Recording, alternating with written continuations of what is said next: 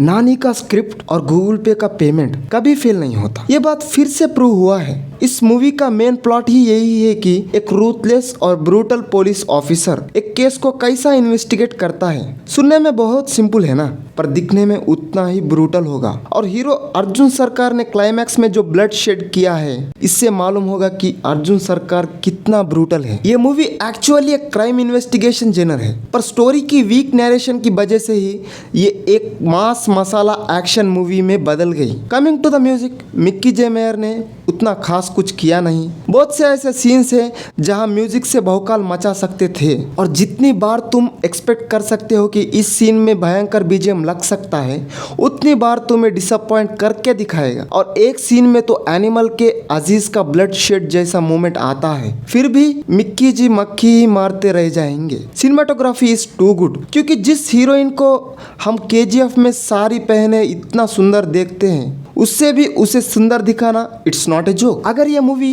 100 करोड़ पार कर लेता है, तो उस 100 करोड़ का आखिरी सिक्का भी इस मूवी के एक्शन डायरेक्टर के नाम पे ही गिना जाएगा। जितना फ्रेश एंड ब्रूटल एक्शंस इसमें दिखाए गए हैं, ये सब मूवी को एक एवरेज मूवी से एक हिट मूवी में बदलने के लिए बहुत काम आए हैं। मूवी में इंटरवल के बाद तुम ये पता लगा लोगे कि क्या है और किस तरफ जा रहा है, और तुम आने वाले सभी मोमेंट्स को एंटिसिपेट करने लग जाओगे, विच is not a good quality of a crime investigation movie. फिर भी तुम्हें सीट पे टिकाने का बोझा एक्शन डायरेक्टर ने ही लिया है। एक सही बात बोलूँ तो हिट 1 और 2 बॉलीवुड के बहुत से ऐसे हाई बजट क्राइम थ्रिलर को यूं ही सरपास करेंगे, पर मैं इसीलिए डिसअपॉइंट हो रहा हूँ क्योंकि हिट 3 भी ऐसी ही एक कंटेंटलेस मसाला फिल्म बन चुकी है, जहाँ बिना पजल्स के, बिना प्रॉब्लम्स के ही हीरो एलिवेट होता है, which is not a good sign for the industry. पर क्या अगर मुझे पूछे, बस यही नेगेटिव पॉइंट्स है जो इस मूवी को ब्लॉकबस्टर होने से रोके हैं? जी नहीं। स्टोरी,